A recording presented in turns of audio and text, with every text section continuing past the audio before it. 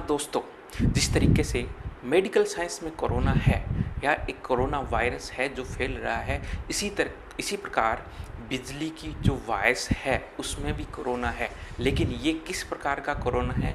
ये corona effect है, corona प्रभाव है। जब भी आप हाई वोल्टेज की ट्रांसमिशन लाइन, जो बड़ी ट्रांसमिशन लाइन है, उसके पास जाओगे तो आपको एक चड़-चड़ की आवाज़ सुनाई देगी, चड़-चड़ चड़-चड़ ऐसे। तो वो हिसिंग नॉइज़ है, उसको हिसिंग नॉइज़ बोलते हैं।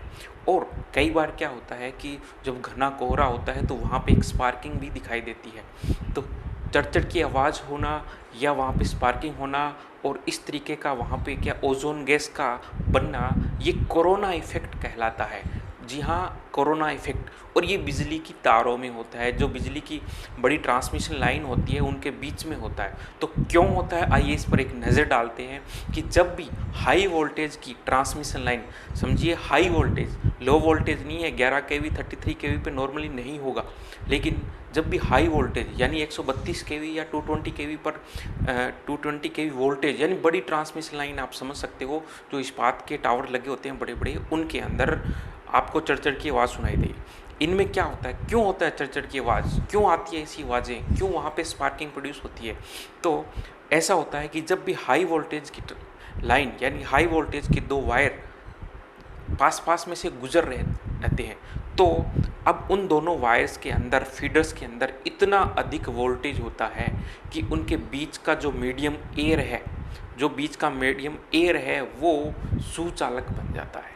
जी हाँ, कि उनके बीच के जो एयर है, उन बीच में जो एयर है उनका आयोनाइजेशन हो जाता है, आयनीकृत हो जाती है एयर, यानी एयर क्या बन जाती है, सुचालक। और जब भी सुचालक बन जाती है तो वहाँ पे एक चड़-चड़ की आवाज़ सुनाई देगी, क्योंकि वो दोनों फेज़ आपस के अंदर टकराने जैसी हरकत प्रोड्यूस होती है। तो वो चड़-चड़ की आवाज़ एयर के आयोनाइजेशन होने के कारण होती है, जिसके कारण वहाँ पे सुचालक चीज़ें बन जाती है, पाथ बन जाती है और वो चीज़ें आपस में टकराती है।